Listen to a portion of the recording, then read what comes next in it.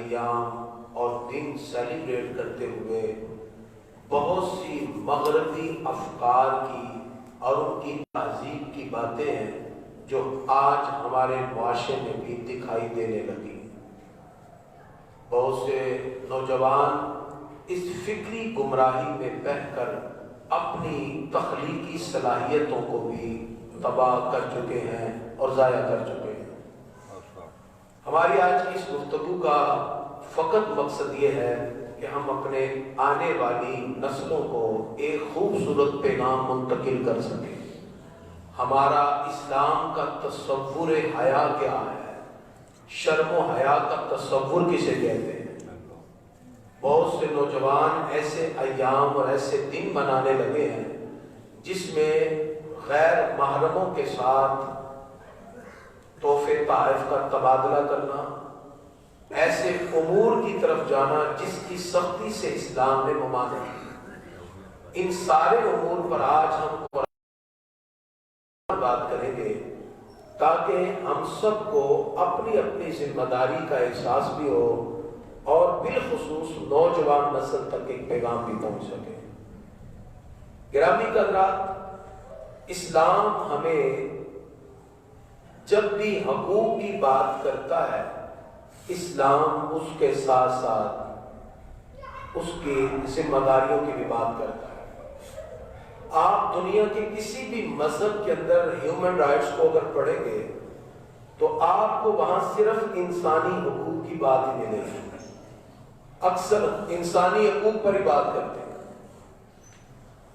جیسے UN نے 30 form human rights کا چارٹر پیش کیا، اور اقوام متحدہ کا کہنا ہے کہ دنیا کے اندر یہی ایک ایسا چارٹر ہے جو انسانی حقوق کی ضمانت دیتا ہے۔ ہم اس کے جواب میں کہتے ہیں کہ آپ صرف انسانی حقوق کی بات کرتے ہیں، صرف ہیومن رائٹس کی بات کرتے ہیں، جبکہ ہمارے پیارے نبی صلی اللہ علیہ وسلم نے 1400 سال پہلے اسلام کے دامن میں ہمیں صرف انسانی حقوق ہی نہیں بتائے بلکہ انسانی فرائض کی بھی رہنمائی کی ہے۔ صرف ہیومن رائٹس نہیں بلکہ ہیومن رسپانسبلٹیز کی بھی بات کی۔ خطبہ حجت الوداع کے موقع اس سے پتہ چلا کہ جتنے مذاہب ہیں وہاں صرف حقوق کی بات، وہ ہیومن رائٹس کی، اسلام انسانی حقوق و فرائض کی بات کرتا ہے۔ اور پھر یہ حقوق و فرائض کا تعلق کسی دن کے ساتھ نہیں ہے۔ اسلام نے ان حقوق و فرائض کو ایام کے ساتھ نہیں جوڑا بلکہ انسان کی ذات کے ساتھ جوڑا ہے۔ جب تک وہ ذات ہے انسان اپنے حقوق و فرائض کی تکمیل کرتا رہے گا، دونوں طرف سے۔ جیسے والدین کے حقوق ہیں تو اولاد کے فرائض ہیں، اولاد کے حقوق ہیں تو والدین کے فرائض ہیں، بھائی کے حقوق ہیں تو بہن کے فرائض ہیں، بہن کے حقوق ہیں تو بھائی کے فرائض ہیں، ایک بھائی کے حقوق ہیں تو دوسرے بھائی کے فرائض ہیں، ایک بھائی کے فرائض ہیں تو دوسرے کے حقوق ہیں، ایک بہن کے حقوق ہیں تو دوسری بہن کے فرائض ہیں، دوسری بہن کے حقوق ہیں تو پہلی کے فرائض ہیں۔ اسی طرح استاد کے حقوق ہیں تو شاگرد کے فرائض ہیں، شاگرد کے فرائض ہیں تو استاد کے۔ کسی نہ کسی طرح آپ کو استاد کے حقوق میں شاگرد کے فرائض، شاگرد کے حقوق میں استاد کے فرائض، پورا حقوق کا اور رسپانسبلٹیز کا اگر آپ مشاہدہ کریں تو اسلام کی جتنی بھی باتیں ہیں اسلام دو طرفہ بات کرتا ہے کہ ایک حقوق کی تکمیل کرتا دکھائی دیتا ہے، دوسرا اپنے فرائض کی تکمیل کرتا دکھائی دیتا ہے۔ معاشرے کیوں کرتے ہیں؟ ہمارے صلی اللہ علیہ وسلم نے 1400 سال پہلے جو خود اس میں صرف انسانی حقوق کی بات نہیں کی۔ جس طرح بات لوگ کہتے ہیں UN نے کہا کہ ہمارے پاس چارٹر بڑا اچھا ہے، حالانکہ اس میں زیادہ باتیں ہمارے پیارے نبی صلی اللہ علیہ وسلم کے خطبہ سے دی گئی ہیں۔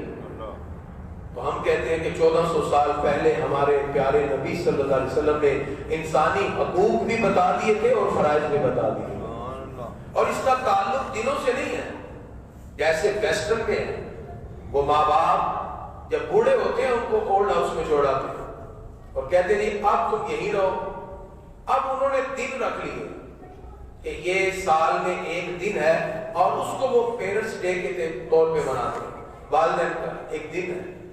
اب پیرنٹس ڈے میں کیا ہے، کچھ کو تو توفیق ہی نہیں، وہ فوری کر دیتے ہیں، اور کچھ جا کے ایک دن اپنے ماں باپ کو کوئی کیک کوئی چیز دے کے ایک سیلفی بنا کے کہتے ہیں لو جی ہمارا حق پورا ہو گیا۔ وہ ویسٹرن کا ہے، دن رکھ لیے انہوں نے، ایک دن استاد کو فون کر کے کہا جی آپ کا حق پورا ہو گیا، ایک دن بھائی کے ساتھ۔ دوسرے مذہب میں ہندوازم میں بھائی کے ہاتھ پہ راکھی باندھ کے کہا چل بھی حق پورا ہو گیا، ایک دن کے میاں بیوی کے ساتھ ایک دن 14 فروری کو جا کے بول دیا حق پورا ہو۔ نو، اسلام کہتا ہے تمہارے جتنے حقوق و فرائض ہیں ہر دن ماں باپ کا ادب کرنا ضروری ہے، ہر دن آپ نے بہن بھائیوں کے حقوق کی تکمیل کرنی ہے، اور ہر دن میاں بیوی ایک دوسرے سے اپنے اس رشتے کو تقویت دیتے رہیں گے۔ اسلام کسی ایک دن کے ساتھ نہیں جوڑتا، بلکہ اسلام زندگی کی آخری سانس تک حقوق و فرائض کی تکمیل کا حکم دیتا ہے۔ سبحان اللہ۔ اور خوبصورت رشتوں کے تقدس میں اسلام نے جوڑا ہے، ماں بہن بیوی بیٹی کا تصور دیا۔ اسلام میں ناجائز رسم طریقے اور ناجائز غیر محرم کے ساتھ تعلق کو رکھنے کی اجازت ہی نہیں تھی۔ تو گرامی حضرات، اس سے پتہ یہ چلا جو اسلام کے دائرہ کار کے اندر حقوق و فرائض کی بات کی گئی، اس کا دائرہ کار صرف چند ذاتوں تک محدود نہیں ہے، بلکہ اسلام انسان سے جڑنے والے ہر رشتے کے تقویت کے ساتھ ساتھ اس کو پاکیزہ رکھنے کا بھی حکم دیتا ہے کہ رشتوں کے تقدس کا خیال رکھو۔ گرامی حضرات، اسلام کا زیور حیا ہے، اور آپ کا علیہ الصلوۃ والسلام فرماتے ہیں حیا اور ایمان دونوں ساتھ ساتھ ہیں، اگر ایک نہ رہے تو دوسرا بھی نہیں رہے گا، اگر حیا گئی تو ایمان بھی گیا۔ گرامی حضرات، ہماری سب سے یہ ہے کی طرف گئے، ماڈرنزم کی بہت سی چیزوں کو اپنایا جا سکتا ہے۔ ماڈرنزم میں کیا ہے، آج اے سی ہیں، پنکھے ہیں، آج ماڈرنزم کی چیزیں، لیکن ماڈرنزم کے اندر ہمارے لیے پرابلم طرف جاتا ہے۔ ماڈرنزم جدیدیت کو کہتے ہیں، ماڈرنزم کی بہت سی چیزیں اپنانا کوئی برا نہیں ہے، اسلام اجازت دیتا ہے کہ آج کی فیسلٹیز کو یوز تو ہے، ان چیزوں کو پوزیٹیو تھنکنگ کے ساتھ یوز کیا جا سکتا ہے، کیونکہ ماڈرنزم ہے۔ ہم ماڈرنزم سے آگے بڑھ کر ویسٹرنزم میں چلے گئے، ہم نے مغربی روایات اور کلچر اور ثقافت کو جب اپنے کلچر اور ثقافت تہذیب میں ڈھالا تو نہ ہم ادھر کے رہے نہ ادھر کے رہے، خدا ہی ملا، نہ مثال صنم، نہ ادھر کے رہے نہ ادھر کے رہے۔ آج ہماری تہذیب، ہمارا تمدن ہو چکا ہے، اس کے لیے کریکٹر بلڈنگ کی ضرورت ہے، پرسنالٹی کی گرومنگ کی ضرورت ہے۔ جیسے آج آپ 14 فروری دیکھیں کالج یونیورسٹی ہونے کے باوجود بہت سے ایسے عمل کیے جا رہے ہیں جس کی اسلام ہرگز اجازت نہیں۔ اسلام تو غیر محرم سے بات کرنے کی اجازت جائے کہ ان کے ساتھ تعلقات رکھے جائیں، اور یہ ایک ایسا ناسور ہے شرم و حیا کا کہ تصور کو ختم کر دینا جس نے ہمارے معاشرے کی جڑوں کو کھوکھلا کر دیا۔ خدا را آئیے آج اس گفتگو کا صرف یہ مقصد ہے کہ ہم کوشش کریں، کیونکہ یہ آنے والا جو طوفان ہے کا اور بے حیائی کا، یہ کہیں اہل ایمان کی عظمتوں کو بھی بھا کے نہ لے جائے، کیونکہ جس وقت اللہ کی طرف سے عذاب آتا ہے تو سارے لوگ اس کے اندر مبتلا ہو جاتے ہیں۔ اس میں سب سے بڑا عذاب رزق کی کمی ہے۔ اللہ فرماتا ہے وَمَنْ أَعْرَضَ عَنْ ذِكْرِي، جس نے میرے ذکر میرے قرآن سے منہ موڑا فَإِنَّ لَهُ مَعِيشَةً ضَنْكًا، اللہ فرماتا ہے ہم اس کی معیشت کو بالکل ختم کر دیں گے، اس کی معیشت ہی ختم ہو جائے گی۔ پروردگار فرماتا ہے قیامت کے دن ہم اس کو اندھا کر کے اٹھائیں کہ تو دنیا میں بے حیائی کے پروگرام دیکھ کر آج تجھے آنکھ ہی نہیں دے گی۔ وہ کہے گا یا اللہ میں تو دنیا میں آنکھ والا تھا، اللہ فرماتا ہے تو نے دنیا میں ہمیں بلا دیا، آج ہم تجھے بلا چکے ہیں، آج ہم تجھے بلا چکے ہیں۔ تو گرامی حضرات، انسان بحیثیت مسلمان پہلے اپنی عظمت پہ غور کرے، اللہ نے اس کو بڑی شانیں عطا کی، عظمتیں عطا کی. حیا مومن کا زیور ہے. اور بڑی تیزی کے ساتھ آج ہماری ثقافت کو چینج کیا گیا, بڑی تیزی کے ساتھ. گرامی حضرات, ایک مسلمان کے اندر کتنی عظمتیں ہیں. اللہ نے پوری کائنات ہی ایک انسان میں رکھ دی ہے. کبھی انسان غور تو کرے, انسان سب سے پیاری ساری مخلوقات میں سے, اور پوری کائنات اس میں رکھ دی ہے. انسان مٹی سے بنا ہے, وہ کثیف ہے اور کثافت رکھتی ہے. مٹی میں مالیکول, مٹی میں کیلشیم بھی ہے, آئرن بھی ہے, وہ ساری چیزیں انسان کی باڈی میں. فزیکس کو پڑھے آپ کے اندر ہے ساری, کیمسٹری کو پڑھے ساری اندر آپ کے, بایو کو پڑھے وہ آپ کی باڈی میں. ایک انسان میں پوری کائنات ہے. اپنا ڈی این اے چیک کر کے دیکھیں اور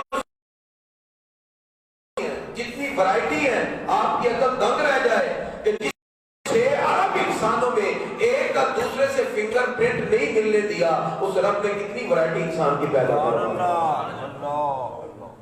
اور میں انسان تیرے اندر, میں نے پوری کائنات کو رکھا ہے. ساری کائنات تیرے اندر ہے, مٹی تیرے اندر, ہوا تیرے اندر, آگ تیرے اندر, سب کچھ انسان میں, ہر مالیکول تیرے اندر ہے. تیری شان کیا ہے؟ فرمایا تیری شان یہ ہے, صرف ہم نے تیرے وجود کو خوبصورت نہیں بنایا. فرمایا وَنَفَخْتُ فِيهِ مِن رُوحِي, میں نے اپنی روح تیری طرف منتقل فرما دی. من امر ربی, فرمایا روح امر ربی ہے. اور یہ جو روح ہمیں عطا کی ہے یہ کسی اور مخلوق کو ملی ہی نہیں, جو ہمیں دی اللہ تعالیٰ روح دی. اور روح ایک ایسا لطیف جسم رکھتی ہے, جیسے یہ باڈی ایک کثیر جسم رکھتی ہے, روح کا لطیف جسم ہے جو آج کے جسم کے اندر ہے. اللہ نے یہ بندہ انسان اور مومن کو عطا فرمائی, روحانی طور پر اس کی ترقی دی. فرمایا انسان تیرے اندر ایک نفس ہے جس کا ترازو کا پلڑا تیرے ہاتھ میں ہے, جس کا دایاں پلڑا روح ہے اور بایاں جسم ہے. جسم کی آلائش میں لگا رہے گا تو اسفل سافلین میں چلا جائے گا, ہو جائے گا.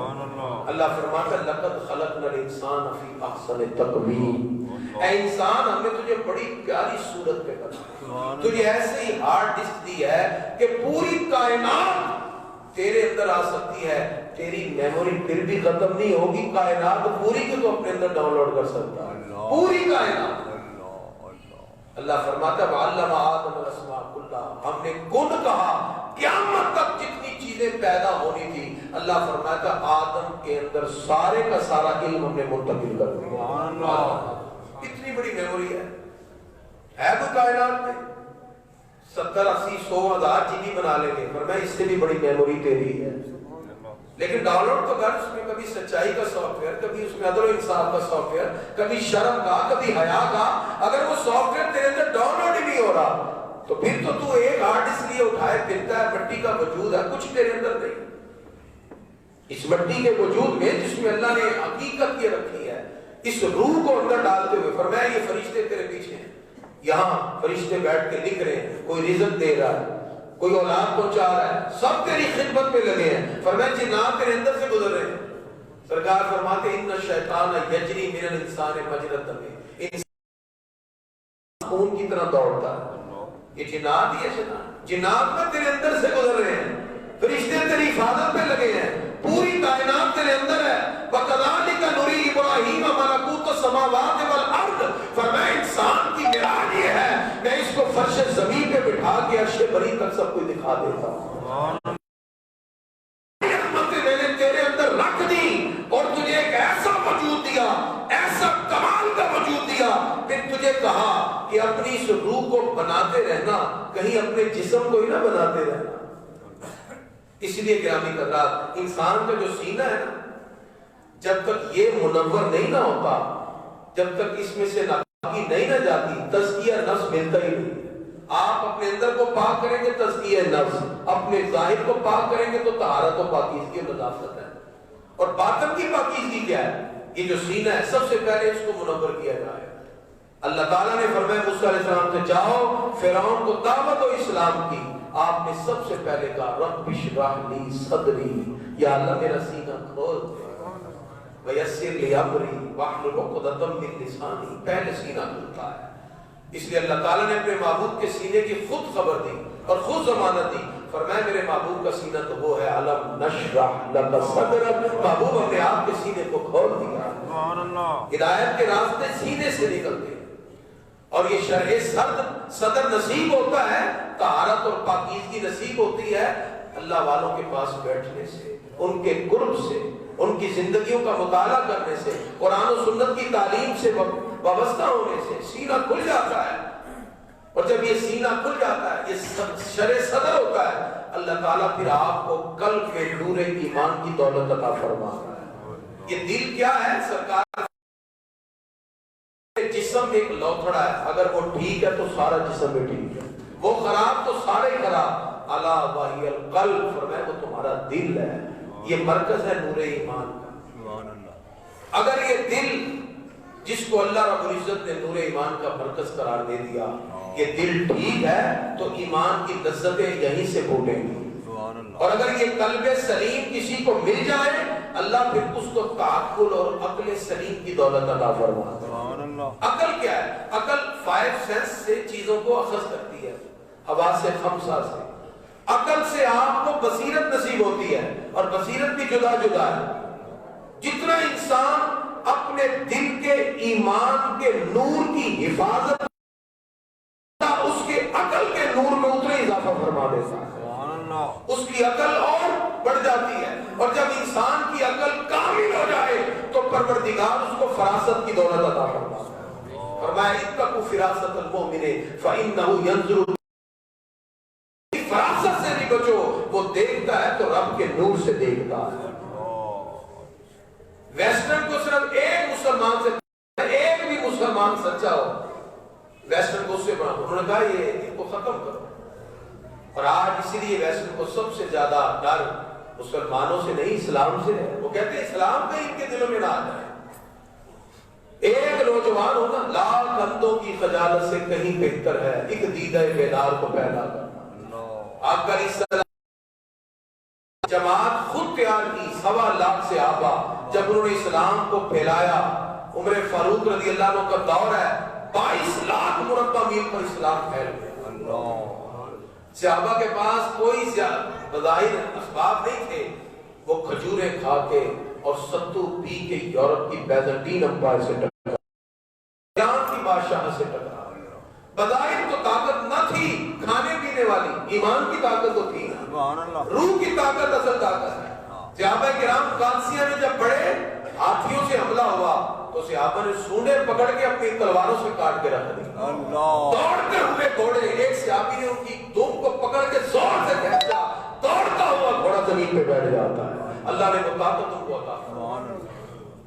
اس لیے علامہ اقبال نے ایسے نہیں کہا جباری و قہاری و قدوسی و جبروت، یہ چاروں عناصر ہو تو بنتا ہے مسلمان۔ اس میں جباری و قہاری بھی ہے، وہ غیر کے سامنے جب ڈٹ کے بات کرتا ہے تو رسول اللہ کے دین کی بات کرتا ہے۔ قدوسی و جبروت، اس کی سوچ میں تقدس ہے، پاکیزگی ہے، طہارت ہے، وہ کبھی غیر کا رشتہ اپنے ذہن میں لا ہی نہیں سکتا۔ جب یہ چاروں عناصر ملتے ہیں تو ایک مسلمان بنتا ہے۔ حضرت عمر فاروق رضی اللہ عنہ کے دور میں دشمن نے ہر طرح سے وار کیا لیکن کامیاب نہ ہو، انہوں نے فیصلہ کیا کیا کریں، یہ تو جہاں مسلمان رک کرتے ہیں فتح ہی فتح ہے، کوئی تلوار، کوئی نیزہ، کوئی بالا ان کے آگے رکاوٹ ہی نہیں ہے۔ انہوں نے کہا ایسے نہیں، ان کو ایک اور دشمن سے ہم حملہ کریں، ان سے یہ ناکام ہو۔ مسلمانوں کا لشکر جب فتح کرنے کے لیے ایک علاقے کے باہر قیام کرتا ہے، انہوں نے شہر کی خوبصورت لڑکیوں کا انتخاب کیا اور راستے میں کھڑا کر دیا، کہا یہ مسلمان لڑکیوں کو دیکھیں گے ان کے ایمان ویسے ہی ڈول جائیں گے، ہم ان پہ حملہ کر کے ان کو اٹھا کے پھینکیں۔ حضرت عمر فاروق رضی اللہ عنہ کو فوراً خط لکھا، امیر لشکر سارے لشکر کو بٹھاؤ، سورہ نور کی تلاوت کرو، قل للمؤمنین یغضوا من ابصارہم، جس سورہ نور میں حکم ہے مسلمان مردوں کو حکم دیجئے اپنی نظروں کو جھکا کے رکھیں، وَيَحْفَظُوا فُرُوجَهُمْ، اپنی شرمگاہوں کی حفاظت کریں، وَقُلْ لِلْمُؤْمِنَاتِ يَغْضُضْنَ مِنْ أَبْصَارِهِنَّ، مسلمان عورتوں کو بھی حکم دیجئے وہ اپنی نظروں کو جھکا کے رکھیں، وَيَحْفَظْنَ فُرُوجَهُنَّ، وہ بھی اپنی شرمگاہوں کی حفاظت۔ جب یہ آیات پڑھی دل میں راسخ حیا کا یہ تصور دل میں پیدا ہوا، اس تصور شرم و حیا کو لے کر پہلے سپاہی سے لے کر آخری تک سارے وہاں سے گزر گئے، کسی نے نظر اٹھا کے بھی نہیں گئے۔ وہ پکار اٹھے یہ دنیا میں انسان نہیں کوئی فرشتے ہی ہیں جن کو اللہ نے سوچ کی ایسی پاکیزگی عطا کی۔ سبحان اللہ۔ اسی لیے گرامی قدرات ویسٹرن کو ہم ایک بھی مسلمان ہو اس سے بھی ڈر ہے، کیونکہ ایک ہی مسلمان ہو تو وہ سب چیزوں کو فتح کر سکتا ہے غیرت ایمانی کے ساتھ۔ محمد بن قاسم کی کیا عمر تھی؟ 16-17 سال کا نوجوان۔ ایک بیٹی نے راجہ دار ہندو کے تسلط میں پکارا کہ مجھ پہ یہ ظلم و ستم کر رہا ہے۔ 17 سالہ نوجوان لشکر کا قائد اور لیڈر بنا اور سندھ کی طرف سے محمد بن قاسم داخل ہوئے اور سندھ سے لے کر ملتان تک سارے علاقوں کو فتح کر کے اسلام کا پرچم لہرا دیا۔ پتہ یہ چلا لاکھ اندھوں کی خجالت سے کہیں بہتر ہے ایک دیدہ بیدار کو پیدا کرنا۔ وہ ایک بھی مسلمان اگر سچے ایمان کے ساتھ کھڑا ہوگا، سب سے بڑی پرابلم ہے ویسٹرن۔ انہوں نے کہا ان کو ماڈرنزم کی طرف ڈالو، آہستہ آہستہ ماڈرنزم سے یہ ویسٹرنزم کی طرف آئیں گے۔ آج سب سے بڑی پرابلم بھی ہم ویسٹرنزم کی طرف چلیں گے، تہذیب و ثقافت کلچر کو سب کچھ بدل دیا۔ وہ غیرت اور عزت اور شرم و حیا کی جو باتیں گھروں میں لائی تھی آج وہ بھی ختم ہوتی جا رہی۔ آج ایک باپ بیٹی کے ساتھ بیٹھ کر فوج پروگرام دیکھ رہا ہے، وہ جو گیپ اللہ رب العزت نے رکھا تھا وہ بھی ختم ہوتا ہے۔ اور آج ناجائز رشتوں کو آگے بڑھانے کی کوشش، یہ سب کا کیا۔ گرامی قدر جب ان رشتوں کو تقویت کی بات کی جاتی ہے جو غیر محرموں کے ساتھ ہیں تو پھر تباہیاں اس قوم کا مقدر بن جاتی ہیں۔ اسلام کیا کہتا ہے؟ نبی کریم صلی اللہ علیہ وسلم ارشاد فرماتے ہیں پہلے کلام نبوت میں اگر کوئی چیز ہمیں ملی ہے وہ کیا ہے؟ اذا لم تستحی فصنع ما شئت، جب تجھ میں حیا نہ رہے پھر تو جو چاہے کرتا رہے۔ حیا کا تصور تو انسان کو بچاتا ہے گناہ سے۔ شرم و حیا ہے کیا؟ حیا سے مراد وہ شرم ہے جو انسان کو برے کام کی طرف جانے بھی نہیں دیتی، سوچنے بھی نہیں دیتی۔ ہر دین کا ایک خلق ہوتا ہے اور اسلام کا خلق حیا ہے، اور جس چیز میں فحش آ جائے، بے حیائی آ جائے، وہ اس کو عیبدار کر دیتی ہے، اس کی عمدگی ختم ہو جاتی ہے۔ اس لیے ہر شریعت کے اندر حیا کا تصور رکھا گیا۔ اس شرم و حیا کے تصور سے جڑ جائیں، یہ انسان کی جبلت اور فطرت میں رکھا گیا ہے، بائی نیچر رکھا گیا ہے۔ جنت میں جب ممنوعہ شجر سے آدم و حوا علیہ السلام نے کھایا، فوراً کے کپڑے جنت کے غائب ہو گئے، انہوں نے دوڑ کر پتے اٹھائے اور اپنے جسموں کو لپیٹ لیا۔ پتہ چلا حیا انسان کی فطرت میں ہے، فطرت میں حیا رکھا۔ اور جس وقت وہ لیمیٹیشن جو اسلام نے ہمیں دی، وہ جو رب قدوس نے ہمیں حدود بتائی، ہم جب ان سے آگے بڑھتے ہیں تو وہ تصور پھر جو اسلام کا تھا اس کو توڑ دینے والے ہیں۔ آج جس معاشرے سے ہم گزر رہے ہیں اس کے اندر بے حیائی بڑھتی جا رہی ہے۔ یاد رکھیے انسان میں اللہ تعالیٰ نے بہت سی نیگیٹو فورسز بھی رکھی ہیں۔ انسان کا اگر دل نفس کے تابع ہو جائے گا تو تباہی ہے، اور اگر انسان کا دل روح کے تابع ہو چلے گا تو کامیابی ہے۔ اللہ نے عقل عطا کی نا، عقل کو دل کے ساتھ لے کے چلے، دل میں نور ایمان ہے، اگر خواہشات نفسانی تباہی ہے۔ اس لیے کہ گرامی قدرات نفس امارہ کیا ہے؟ انسان میں اچھائی برائی کو برابر کر دیتا ہے، اس کا تصور ایکول کرتا ہے۔ اس کے سامنے کہا جائے یہ برائی اور کہتے کوئی گالی سارے لگے رہے تانوں کے لیے ٹینشن، تو تباہی اس وقت آتی۔ یہ ہے نفس امارہ جس میں برائی لگے ہی نہ، شیطان اس برائی کو بھی خوبصورت کر کے دکھاتا ہے، بے حیائی کا یہ اثر ہے۔ اور نفس امارہ کے بعد اگر آپ میں خیر کا جذبہ غالب ہو جائے اس کو نفس لوامہ کہتے ہیں، لیکن اس میں برائی پھر بھی متوجہ ہو رہی ہے لیکن اچھائی غالب ہو رہی ہے، نفس لوامہ ہے۔ اور اگر آپ پھر برائی کا کچلتے ہوئے اچھائی کی طرف بڑھ جائیں تو تیسرا درجہ ملتا ہے نفس ملہمہ کا، اور نفس ملہمہ میں آ کے انسان شر کو چھوڑ دیتا ہے، اور پھر اگر آگے اس سے بھی بڑھے تو پروردگار اس کو نفس مطمئنہ کی دولت عطا فرماتا ہے، اطمینان دل نصیب ہوتا ہے، وہ ذکر الہی سے ہے، وہ رب کی بارگاہ میں گردن جھکانے سے ہے، وہ اطاعت سے ہے، وہ گناہ ہو بھی جائے تو فوراً توبہ کرنے سے ہے، وہ رب کی بارگاہ میں جھکنے سے ہے۔ اللہ اطمینان قلب عطا فرماتا ہے، نفس مطمئنہ۔ اور اس کے بعد اگر انسان نفس مطمئنہ پہ رہے اللہ پہ نفس راضیہ عطا فرماتا ہے۔ غیب سے آواز آتی ہے بندے میں تجھ سے راضی ہو گیا، جب اللہ کی طرف سے رضا کے نوشتے ملتے ہیں وہ انسان آزمائش ابتلا امتحان سے گزرتے ہوئے کہتا ہے یا اللہ تیری ہر آزمائش کو میں قبول کرتا ہوں. اللہ اسے نفس مرضیہ کی دولت عطا فرماتا ہے کہ بندہ بھی رب سے راضی. جب یہ سارے درجے عبور ہوتے ہیں اللہ بندے کو پھر نفس کاملہ کی دولت عطا فرماتا ہے. یہ وہ باطنی کیفیات ہیں. جب آپ ان باطنی کیفیات غور کرتے ہیں اللہ تعالیٰ پھر تسکین قلب بھی دیتا ہے, پھر زندگی کی آسائشیں بھی آپ کو ملتی ہیں. نبی کریم صلی اللہ علیہ وسلم نے خطبہ حجۃ الوداع کے موقع پر ایک جملہ سب سے پہلے کہا الا من امور کل جاہلیت تحت قدمی موضوع. آقا علیہ السلام فرماتے ہیں میں جاہلیت کی ساری رسموں کو اپنے پاؤں کے نیچے رونگ رہا ہوں. الا من کل امور جاہلیت, ساری جاہلیت کی رسمیں. اس کا مطلب یہ سب جاہلیت کے عمل ہیں جس آج قوم بڑھتی جا رہی ہے, آج قوم کس طرف لگ چکی ہے, یہ سب جاہلیت کی باتیں. اسلام کہتا ہے تصور شرع ہے, جاہلیت کی باتوں کو یکسر مسترد کر دیا جائے. نبی کریم صلی اللہ علیہ وسلم مدینہ شریف تشریف لائے, صحابہ نے عرض کیا پیارے آقا ہم جاہلیت میں 2 دن سیلیبریٹ کرتے تھے, مناتے تھے, نوروز اور مہرگان, کیا آپ بھی منائیں؟ فرمایا نہیں, جاہلیت کی ساری باتیں ختم. اللہ نے یہ 2 دن کے بدلے تمہیں 2 دن عید الفطر عید الاضحیٰ کے عطا فرما دیے. ہمیں اس میں خوشیاں منائیں, لیکن لمیٹیشن ہم نے بتائی. اب وہ لمیٹیشن جب ہم کراس کرتے ہیں ان حدود اور باؤنڈری لائن تباہی کے اس معاشرے میں کچھ نہیں رہے گا. گرامی حضرات, میری آج کی اس گفتگو کا بنیادی مقصد یہ ہے کیونکہ آج جس دور سے ہم گزر ادارے, تعلیمی ادارے اور میڈیا اس پہ خاموش ہے. یہ صرف ایک ہی ممبر بچتا ہے جہاں سے ہم یہ حق کی صدا بلند کر سکتے ہیں. وہ قومیں تباہ ہو جاتی ہیں جہاں فحاشی اور بے حیائی اور یعنی آ جائے. علامہ اقبال کہتے ہیں پیش شب بخدا بقر استمزا. اقبال کے دور میں جس وقت خلافت عثمانیہ ٹوٹی تو ٹکڑے ٹکڑے ہوئے,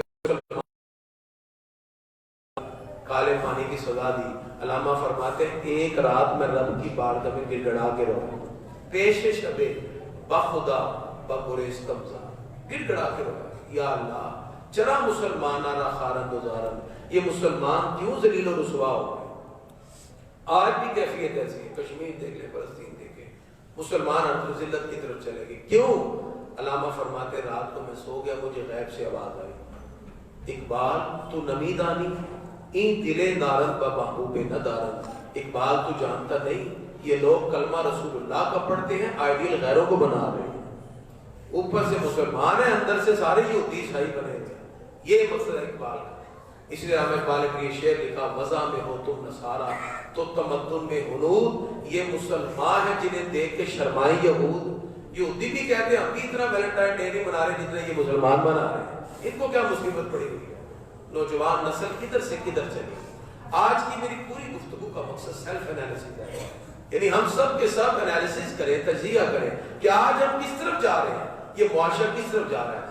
جتنی بھی اولادیں ان کی ذمہ داریاں والدین کی کہ ان کے لیے خاص طور پہ چیک اینڈ بیلنس رکھیں. آپ علیہ الصلوۃ والسلام فرماتے ہیں کلکم رائی وکلکم مسئول عن رعیتہ, ہر بندہ نگہبان ہے اور ہر بندے سے اس کی نگہبانی کے بارے میں سوال کیا جائے کہ تم نے اپنے بچوں کو کتنی تربیت دی. تو اس حوالے سے یہ تربیت جو رشتے اسلام میں ہمارے لیے رکھے اور جو رشتے اسلام میں جائز قرار نہیں دیے, ان غیر محرموں کے ساتھ کسی بھی طور پر تعلق کی اجازت نہیں. عورت کا نام ہی عورت ہے جو پوشیدہ اور چھپی ہوتی ہے. تو گرامی حضرات, آج بہن بیوی بیٹی پاکیزگی کے ساتھ اس کے ساتھ ساتھ ہمیں شرم و حیا کا خوبصورت تصور. شرم و حیا